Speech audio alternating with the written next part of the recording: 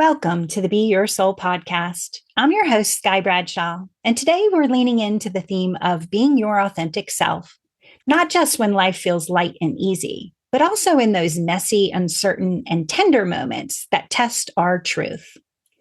Authenticity isn't about having it all together. It's about choosing to show up as yourself, even when you feel like hiding. In this episode, we'll explore what it really means to stay grounded in who you are and how to return to that truth when the outside world, or your inner world, tries to pull you away from it.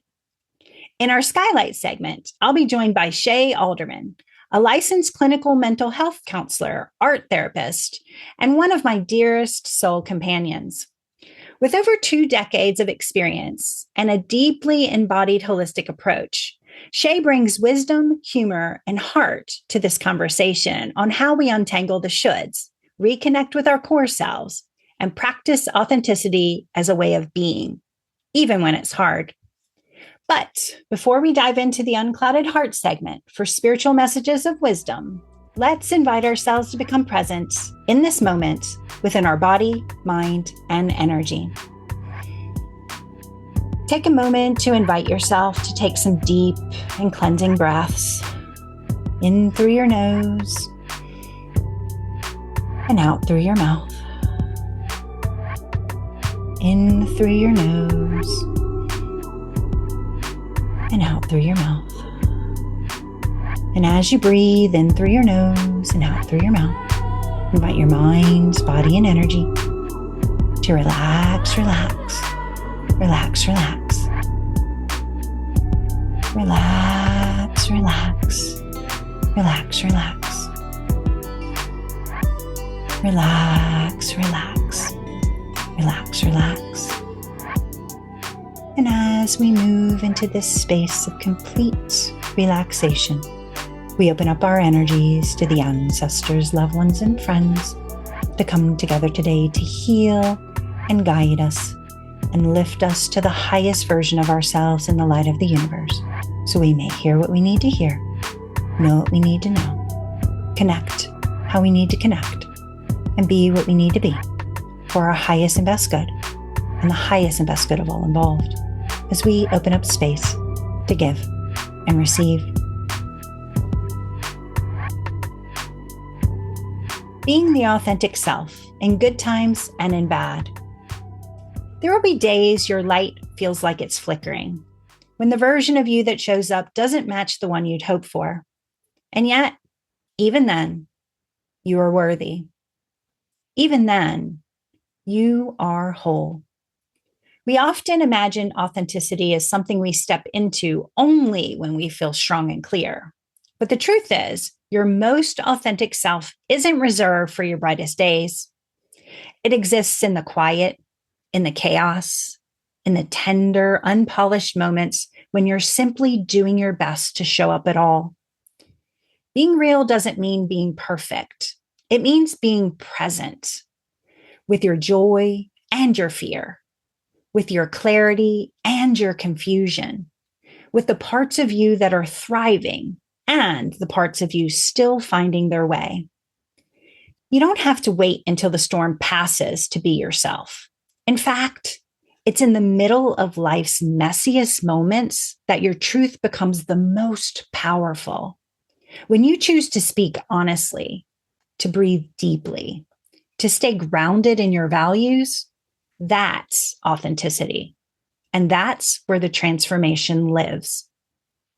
Let go of the myth that your worth is tied to your productivity, your presentation, or your progress. You're not here to perform healing or wear perfection like armor. You're here to be real, to be human, to be sacred in all your seasons. So when the hard days come, don't abandon yourself. Don't slip into old roles just because they're familiar. Pause, reflect, reconnect. Come home to who you are. You don't have to do it all. You just have to be you. Because the world doesn't need a polished, edited version of your truth. It needs you, raw, honest, beautifully unfinished. And when you offer that version of yourself, when you allow even the shaky parts to be seen, you remind others that they too are enough. You're not too much. You're not falling behind, and you are not broken. You're becoming. And through it all, your authenticity is not something to find, it's something to remember.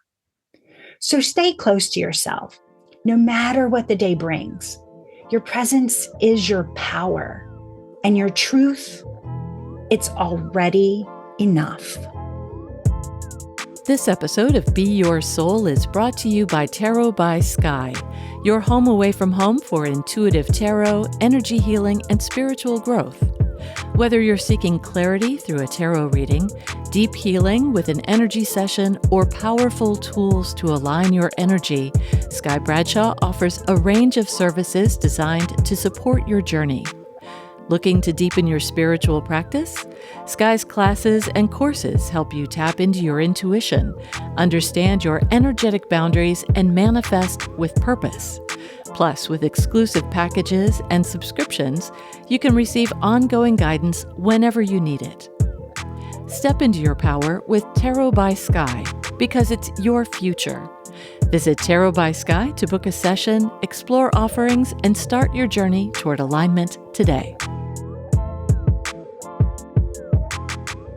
In this episode, I'm sitting down with Shay Alderman, a beloved friend and deeply insightful therapist who brings a grounded, heart-centered lens to the journey of living authentically in every season of life. Shay has been working in mental health and social services since 2002 and has a master's degree in marriage and family therapy and art therapy. After many years of working with people experiencing psychosis, she currently focuses on the treatment of anxiety, trauma, and neurobiology in mindfulness approaches to supporting well-being. Her practice is grounded in connecting with the body and mind's innate wisdom and in taking a collaborative approach to help people find balance. Shay, thank you so much for being here and for being such a steady anchor and light in my life since way back when the year started with a number one. We won't go into ages. So your presence has always been a light in my life. And I know that the conversation that we'll be able to have will bring that same sort of light to the listener. So I'm really, really grateful to have you on the show and in my life in general. Oh, thank you. It has been a joy and an honor and a magical thing. I know. I often think about the experiences that we've had and the cross connections and the support and just you've always just been such a beautiful presence in my world. So I'm so grateful to have you on the show and share that with everybody. So let's start with something that we often throw around, but rarely slow down to define. And that's being the authentic self. Authenticity to me is about being present with who you are in this moment, no matter what. And a lot of times we try and tune that into perfection or getting it right or, doing things a certain way instead of just checking in with ourselves and tuning in with ourselves and then thinking about like, what does that mean right now? Like what, who am I at my core and am I presenting that into the world? So for you, how do you see that in the world in other people? And how do you tune into like, how do we ground ourselves? How do we stay in that? And in your experience in life and in the teachings that you do with others, what would the advice be as far as like even knowing who or what your authentic self is? Well, I think, asking me that and me thinking over it for a few days, it's made me think of a lot of things. It's made me think of, currently in my role, in my work, being authentic without someone knowing anything about me is an interesting challenge, and not that I'm a complete blank slate with people, because I think that's super weird to be like, well, someone's being so vulnerable and you're like, sounds like that's hard. But but also to be sure that you're focusing on them, but that they feel the safety of authenticity from you. And what is that? And so I've been thinking about that the last couple of days. Like, what is that? What is bringing that without you knowing for sure that I'm telling the truth? Mm-hmm. But you discern that I am. How? Like, and so that's I don't know if I know exactly the answer to that. Like, how does that work? I think that there's something that has to do with the blend of in the concept of self, which is a super academic, like people really like to talk about what that is in ways that I can't feel that excited to discuss. But for me, the idea of that there's sort of a spiritual animating spark of self, Mm-hmm. whatever that is, and then there's everything that's happened to my human self, and the ways of trying to make sense of it, trying to understand it, trying to understand what happened, understand how it affected me, and so somehow bringing into concert, how do I hold these two disparate selves in harmony? That feels like authenticity somehow. Mm-hmm. So, and somewhere in there, there's a through line. Like I feel very much on a certain level the same way as I felt anytime. Like if you ask me about myself, like I'm like, I can recognize myself. I can recognize myself at 8. I can recognize myself at 12. Here I am at 17. Here I am in my 20s. There's something that's a through line there, even as hopefully building wisdom and skills over time. So the authenticity, I think, has to do with curiosity and acceptance, Mm-hmm. working to find ways that those two aspects of self can be intertwined together in concert. So when I'm working with others, it's that same process of trying to figure out, hey, let's look at what's happened, Mm-hmm. and what bubbles up, what emanates from those experiences that seem to be you. Right. And that can take some time. And for some people it's more accessible, and for other people it really isn't. Yeah. Yeah. And I feel like to me, a lot of it, that through line, that, that hits in a good, sweet, like truth space within me, because there are times when we have to be the hat that we're wearing, or we have to, this part of ourselves is the spearhead of what's going on in this realm. But there's always that center, there's always that through line that shines through in each one of those. And even when we're layering, like when the shoulds are just piling on and we should be this or we have to do that, like I think part of the big work right now is recognizing the difference between wearing a hat and that sheathing, the layering of things, and how we remember the through line, how we remember that, no matter what, it's there, no matter what we cover it up with or what life covers it up with, it's still there. And if we can eke into touching that part of ourselves, then that brings that authenticity to, and I think that's what people see when you're saying, like, how does someone who doesn't know me know I'm being my authentic self? I think we sense it because at our core, like sees like. So our authentic self can recognize that in others, or recognize that they're speaking from their hat or speaking from their shoulds in whatever way. And the more we do it, the more we work from that center, that authentic self, the more we invite others to do it, the more we give them permission to do it. And then it's the big multiplication of just allowing and accepting and having grace, like you were saying.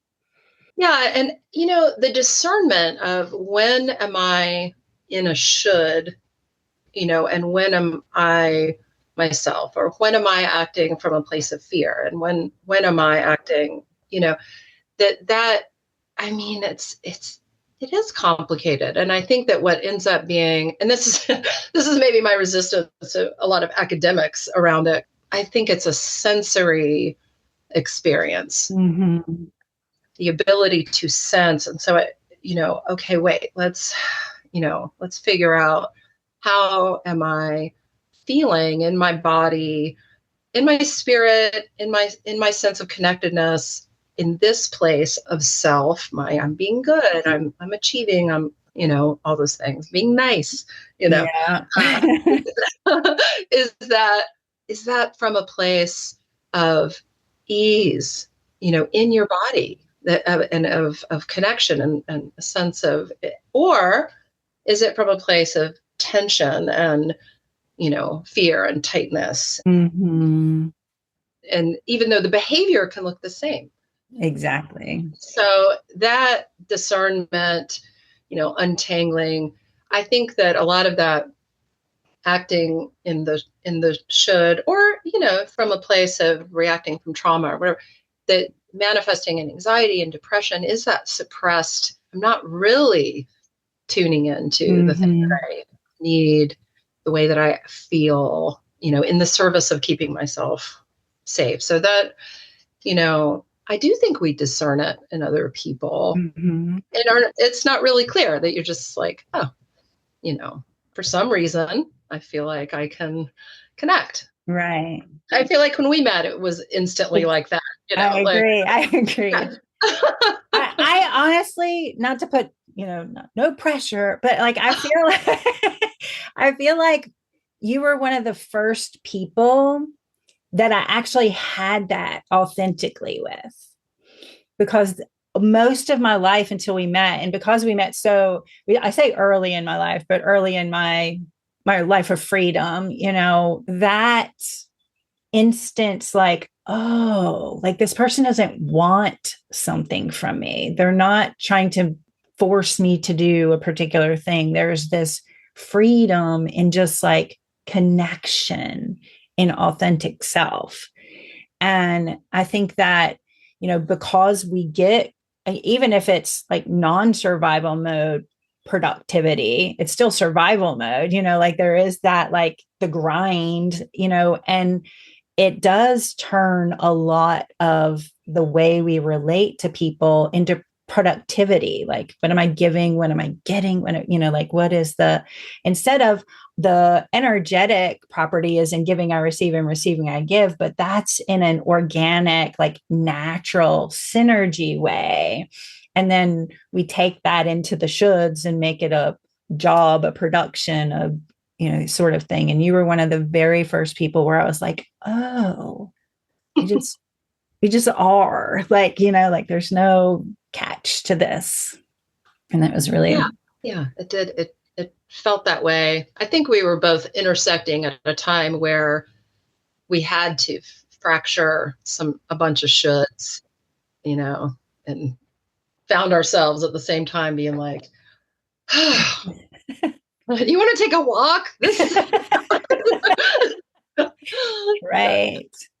And when you're not used to that, then, and you recognize it or you see it in someone, if you are in that high survival mode or productivity mode or whatever it is, and then all of a sudden you have that, then it reminds you who you are yourself. So it's not just about like seeing the other person's authentically. It really is. That's what I think a huge benefit of seeing ourselves that way and trying to see others that way is like it's such begetting energy, because then had you approached me in that way or I approached you, who knows what the synergy of it was, but I know I felt like a permission within myself to know myself in a different way. And giving that gift to somebody is powerful and beautiful, and giving it to ourselves is even more powerful and beautiful. So that's why I'm a big proponent of it.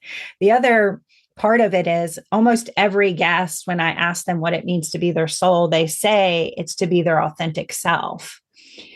And so I felt like bringing this topic forward, especially with someone who, like, I experienced it firsthand, like in a very visceral way, felt really important. But it's not always as, snap of the fingers, you meet someone and there you are, you know what it is. So, I believe one of the big components is self-trust. And, that's something I think we're always working on. Trust is earned, and, we have different layers of it, and, earning our trust within ourselves is important. It is easier if you have like a safe container, a safe space, someone who is helping you with that.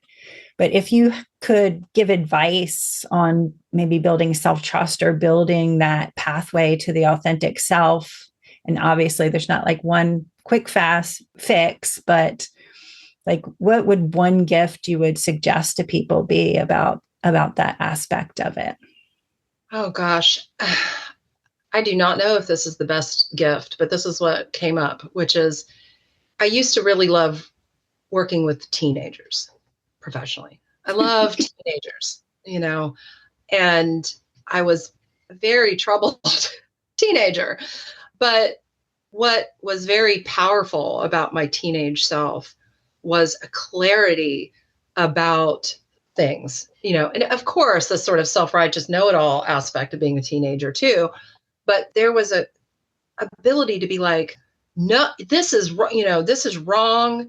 I don't like this. You're full of shit. Like these kind of just clear senses of things. Skilled? No, not skilled. Not at all, but powerful and powerfully clear.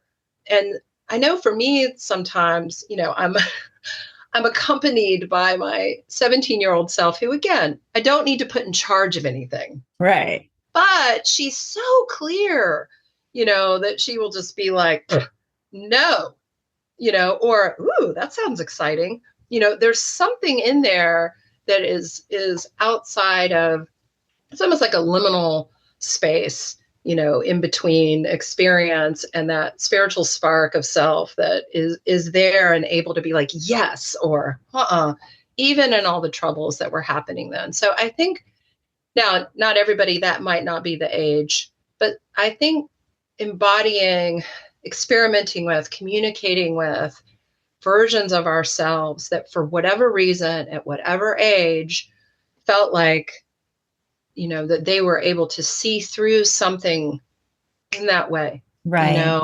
can be really helpful while also maintaining the space of like, again, I can't put that version of me in charge in a meeting, but I can tune in and be like, yeah, okay, no, this is not a great environment. Or, hey, let's try it. That sounds exciting, in a way that I might feel too tired to do, here in my 50s, where I'm just like, okay, so I think that can be just a real guiding gift to yourself, to trust that, like, we have this innate wisdom, and where was it at the surface, and where can we listen if it's not now? Hopefully, as we grow, it gets a little more available all the time, but things are confusing. Right. And that kind of, that voice, that, the teenage voice, or the, that strong kind of almost like big picture, really. And, just like, I don't have to think about this for 50 years to be able to, like, I tuned in, I know what I feel, and here's where it is. Like, I think that comes from that deeper, that authentic self, that version of you who is tuned into that universal self, and to the existential soul that says, like, I don't have to negotiate with the ego for a really long time in order to know this is a no or this is a yes. And that passion infusion is really important into a lot of things, and it can be the messenger that allows us to, then take that message and figure out where it belongs and what we do with it without draping a bunch of stuff over it. But I think that's great advice. And I think it is a good practice. It's, that whole reception of the intuitions without the negotiation of the ego. And without the shoulds. I mean, a Right. couple of years later than that, I moved to California, which was a very different environment. I was born in West Virginia. Both my grandparents were coal miners. That's a very, particular culture.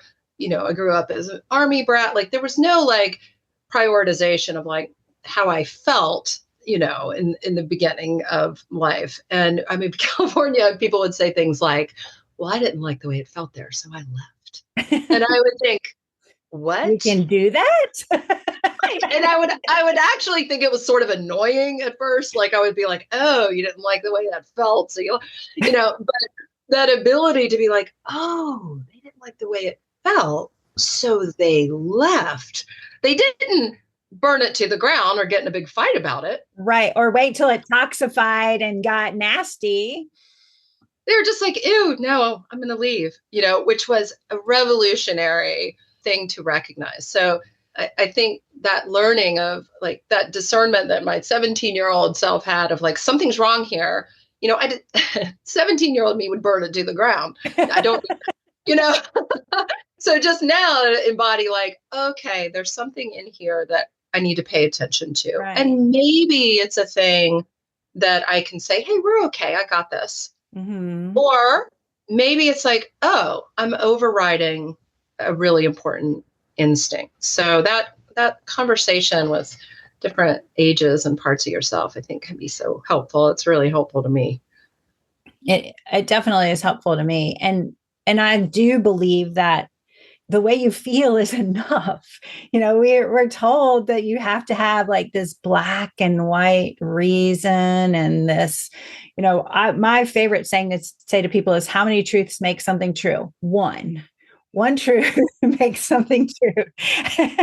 And our ego self wants us to have like a stack of 22 facts as to validate why I feel that way and what's going on. And then I want you to prove me right by doing the bad thing. And then I can actually make the choice or decision instead of just going like, this feels off. I don't have to deem the feeling as bad. It just doesn't match me. So I can make a different choice that matches me without having to find out that fire is hot or dark alleys are dangerous. My just learning it by the feeling says don't, so don't, or the feeling says do, so do. And, obviously we support that with healthy thought, but it doesn't have to be a chat. We don't have to get into the muck of it before we decide to make a good choice or make a different choice. Well, and, there's also an aspect of this, and again, in work where I might feel like no, because something has happened to me that was harmful, or I might feel like no, because my sort of wider discernment is, cluing me in that that's not the right next step. Mm-hmm. I think what happens that sometimes invalidates, like we still want to take care of ourselves around the trauma-based no. You don't always have to be like, well, that's just because of trauma and I should mash through it. It's like, no. Let's like be like, oh, honey, yeah, okay. Let's see, do we need to do that? Like rather than sort of beat ourselves up. And so that, I think that ultimately the final boss self, is really, really, really inclusive of those hurt spaces without being shaming, just be like, oh, you are scared to go in there.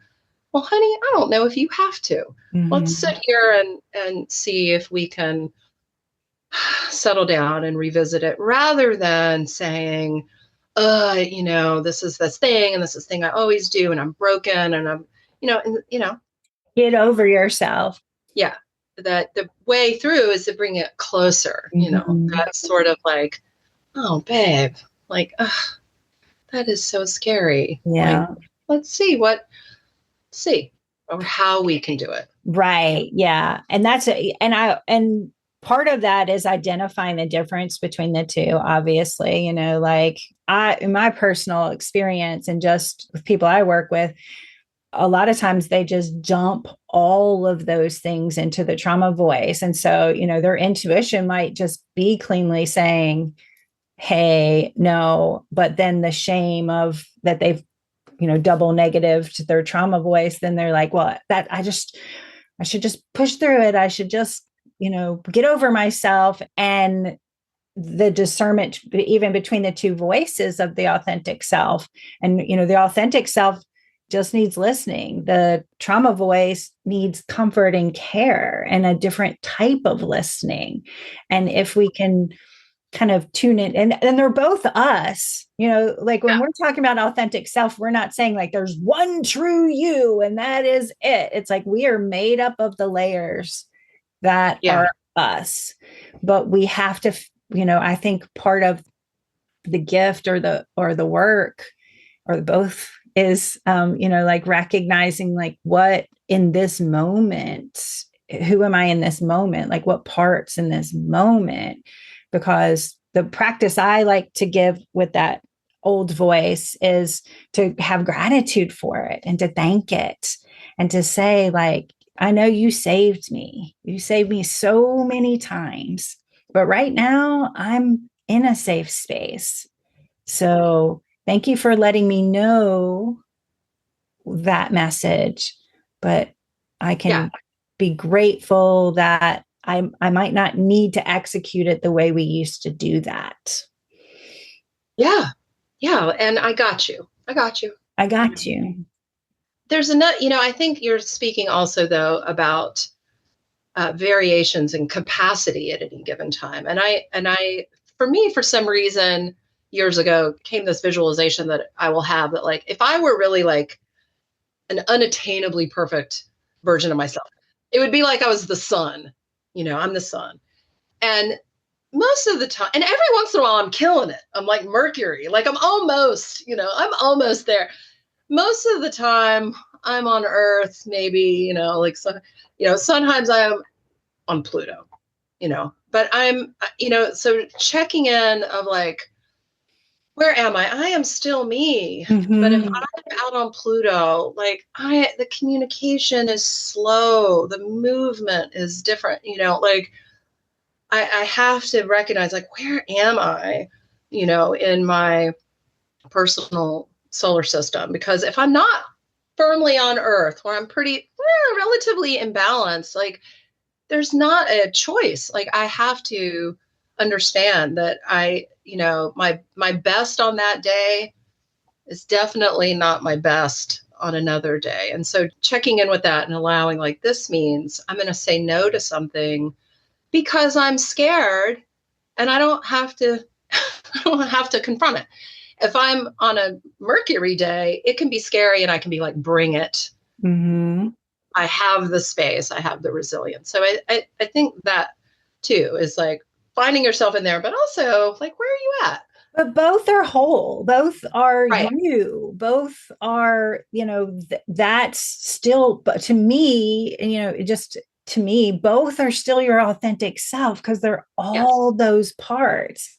And that's, where we get into my soapbox of like meme mentality or like, small bite wisdom that leads you down the wrong path. Like all of those are still your authentic self. And I love the Buddhist, like skillful, unskillful positioning. So I'm still me. I just might be less skillful today. Right. And that's okay. I can still honor and love and tune into myself and see it as that. And that's what I think to me, the authentic self is like, in these spaces, I'm going to be a badass. And in these spaces, I'm going to struggle and do my best. And both are still my authentic self. Both that, center line that you were talking about is still present in both of those spaces. I'm still there. And it's okay. And it's okay. Yeah. I'm not, something terrible isn't happening if I'm on Pluto. Some days you're on Pluto, and that's how it is. Right. So yeah, recognizing that's inevitable. Mm-hmm. That we all get, things go wrong no matter what you do. Sorry, but like that's, do your best and things go wrong anyway. That's what I say. False positivity is like the world will one day be nirvana. Like true positivity is shit happens and I can handle it. Like that's right. Gonna happen. Yeah. We agreed to be humans. We signed up for this. So there's going to be human experiences, whether we think that's supposed to be true or not. Yeah, it's totally part of the deal, evidently. Oh, man. Whether you like it or not. So I ask each guest 3 questions every show. And I kind of spoiler alerted early on this one, but what do you think it means to be your soul? Well, it's interesting that you said that other people said being your soul is being your authentic self, because I felt more like, wait a minute, for me, myself, of course, I had a very evangelical upbringing, which sort of makes the soul a little more animated or controlled than I think about it now. Now, when I think about being your soul, it has more to do with my sense of being in this state of infinite connectedness, which is really my sense of the divine. Like I really, what feels soothing and true to me is that, again, that whatever animates me is one spark in a galaxy of interconnected sparks that all things are connected to. And so to me, there's ways to connect to that space. For me, it mostly has to do with nature, and growing things and going outside and seeing what the tops of the trees are saying. And, that there's something in that. And so this is really the time of year where I feel really close and in recognition of like, oh, right, of a soul aspect of myself. It's so the best, everything that's happening in the spring. For me, it's something, and it's such an abstract thing to say. Mm-hmm. That's what it feels like to me. Yeah. I love that. I love that. So what's one self-care practice that you do to help fuel your energy? Well, less abstract, more concrete. I try really hard to get enough quality sleep. I really, and as someone who spent decades wrestling themselves into bed, I get really awake at midnight and want to do a project and stay up all night and worked night jobs a long time. It is very much an effort of self-love to make myself get into bed by 10:30, and try to wake up at a normal hour and protect my sleep in all the ways of do that, having a peaceful space, not having a bunch of stimulants in the second half of the day, trying to get exercise. But it's really, a lot of it's in the service of sleep and nourishment, trying to nourish myself. Mm-hmm. Good food and being mindful of okay, what does my body need? What does it not need? Which I don't always do perfectly, but attempting to do those very day-to-day practices are really important for me. That's beautiful. If we were playing Family Feud, the number one answer would be sleep as far as people's answers. Yeah. I think, and I'm a huge, like, I definitely am there. Like I hit a certain point and I was like, oh, if I had more sleep, my life would be much different. Yeah, it is such medicine. Mm-hmm. And, culturally, we're supposed to brag about only needing a couple hours of sleep and all this craziness. And like, no, I mean, there's some kind of genetic abnormality that only needs a few hours of sleep, but pretty much everybody needs a bunch of sleep and a bunch of quality sleep where you definitely falling into deep sleep. And invariably, if I can get people to please put down your phone, I know I do it too. I'm the worst. I'll be scrolling and looking up inane facts right before bed on my phone. It's terrible, but that protecting that space, allowing your body to wind down so sleep and real rest is available, and then falling asleep and sleeping deeply can change so much about how well people are doing. But it's a hard sell. It's a hard sell. Too simple. I'm a fan of simplicity. I think Edgar would say, the more things you put between you and spirit, or the more things between you and spirit. So like go with the simple stuff. Sleep is the fastest way to get your energy, your mental and your physical rejuvenated.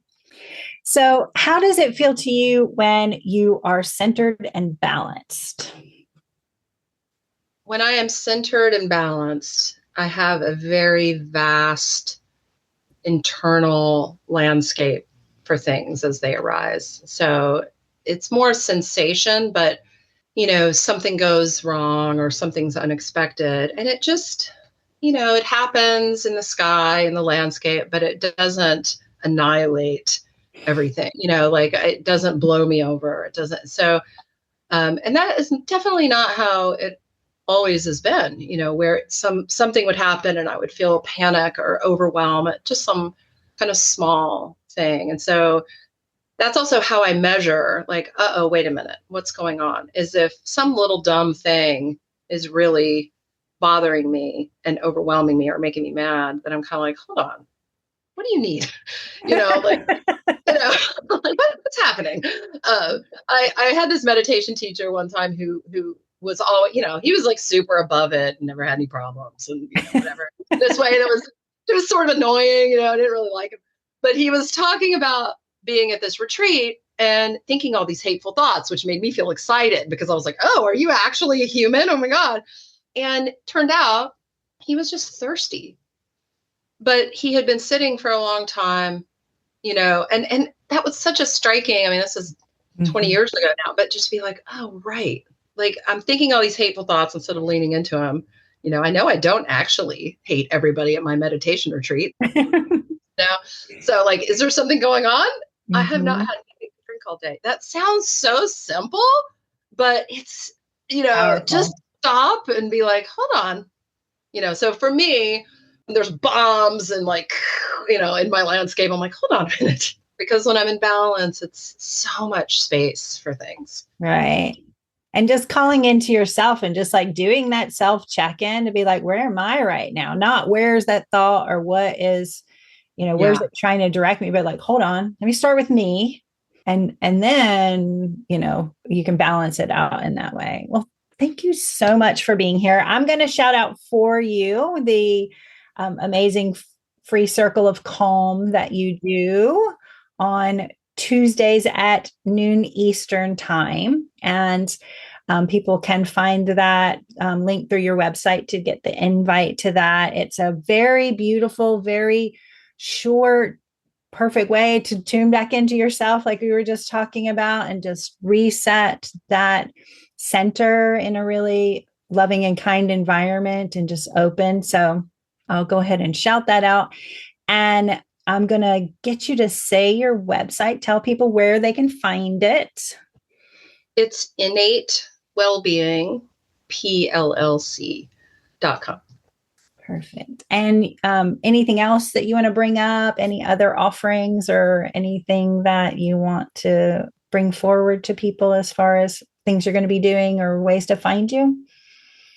Well, you can also always find me there. I'm working on a writing project that is important to say so that I'm holding myself accountable, that is intended to be a different way of understanding experiences of trauma through personal memoir, but also understanding, okay, here are the points, here are the things that protected me, here are the things that created an unintentional harm that took a while to heal. So a little bit different sometimes than how that information is presented. So something I'm untangling and working on.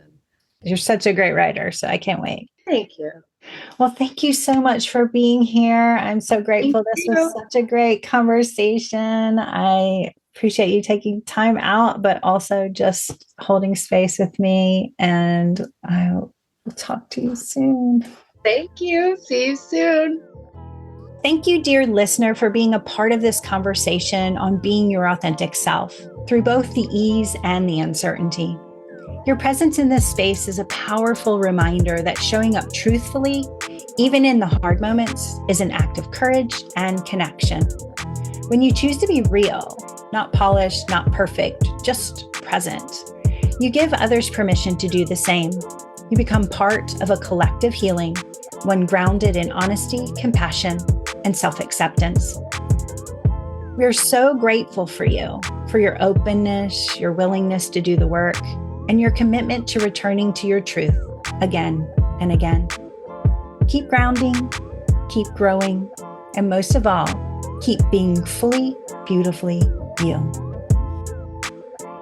This episode of Be Your Soul is brought to you by Little Energies, a beautiful collection of chakra-aligned tools designed to help children connect with their emotions, energy, and intuition. Created by Sky Bradshaw, Little Energies makes self-awareness fun and accessible through books, journals, and oracle cards that empower kids to understand their own energy in a simple, engaging way. These tools provide a gentle, supportive way to introduce mindfulness, emotional balance, and energetic boundaries to the little ones in your life. With the Little Energies Bundle Pack, kids can explore their inner world with confidence and curiosity. Give the gift of self-awareness and energetic wellness. Visit littleenergies.com to explore the full collection and bring balance to the next generation. In this segment, I offer tools and guidance that I have found helpful in my practice, and maybe you will too. So let's get connected and talk about creating a safe, energetic container for your authentic self. Showing up as who we truly are, especially in the harder seasons, requires more than just courage. It requires a sense of safety, not just from the outside world, but from within. When we create a field of energy that says, it's safe to be me in here, we make room for honesty, softness, and alignment to rise to the surface. This isn't about putting up walls. It's about creating a sacred boundary where your truth can take up space without fear, where your nervous system can settle, where your soul can speak freely. So today we're going to do a short, simple practice to create what I call an energetic bubble of safety, which is an energetic container for your authenticity. You don't need anything fancy for this, just yourself, a quiet moment, and your willingness to connect. You don't even have to have experience as an energy healer or with energy work at all to do this practice. All you need is a willingness to try and a curiosity to connect. So wherever you are, whether you're seated, lying down, or standing still, begin to soften your attention inward. Let the outside noise fall back for a moment and bring your awareness into your body, into your breath, into the now. Take a slow, steady breath in through your nose and let it go out gently through your mouth. And again, breathe in fully and exhale completely. Keep breathing just like this, letting each inhale be an invitation, welcoming in the support of the universe and the earth beneath you, your own inner knowing. And let each exhale be a release, a soft letting go of anything that isn't yours to carry, anything that no longer serves your truth. Let your breath settle to become more natural. Let it blossom into becoming your guide. Let the rhythm carry you gently into this next part of the practice. Now, when you're ready, bring your hands in front of your body, palms facing each other, about 2 inches apart. Begin to move your hands slowly in soft circular motions, as if you're shaping a ball of energy between them. Not fast, not forced, just gentle, steady motion. As your hands move, allow yourself to imagine there is energy forming between them. It might feel warm or tingly or spacious. It may feel subtle or powerful. Take a moment to just sense the space between your hands. Sense the energy there as it amplifies. Now we're going to name this energy. to give it intention. You might choose a single word like safety, or a phrase like I am safe and secure to be who I am authentically. Whatever feels true to you in this moment, let that intention fill the space between your hands. This is the field where your truth can land, where your soul can rest, where your authentic self can breathe, expand, and be fully held.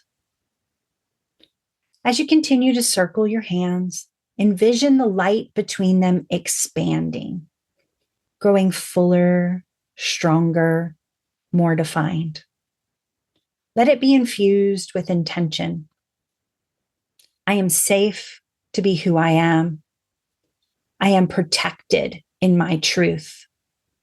I am supported by the universe.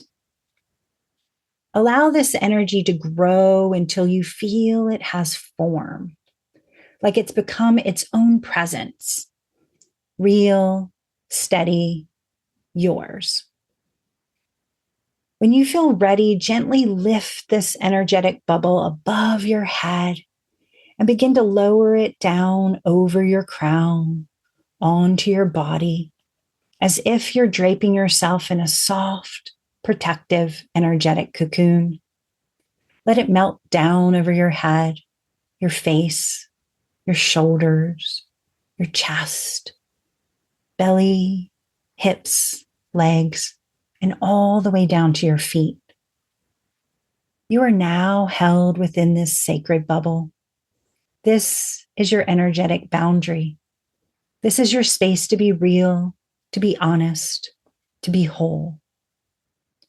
You can carry this bubble with you into your day. You can return to reinforce this practice whenever you need. With this, you don't need to earn safety. You get to create it, bringing it from within. Breathe here for just a few more moments. Let yourself feel what it's like to be truly held by your own energy, to embrace your authentic self fully. Feel it, relish it, connect to it with gratitude. You're safe, you're seen, and you're free to be fully, beautifully you.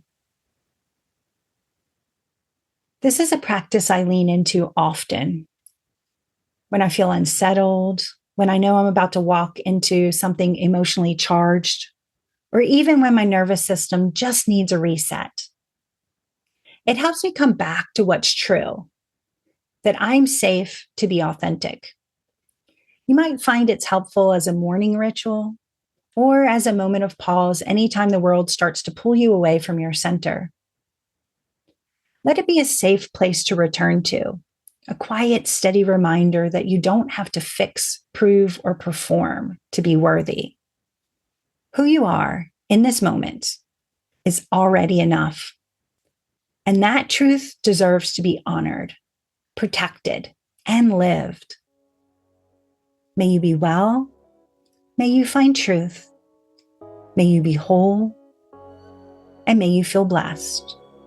And may you always be your soul.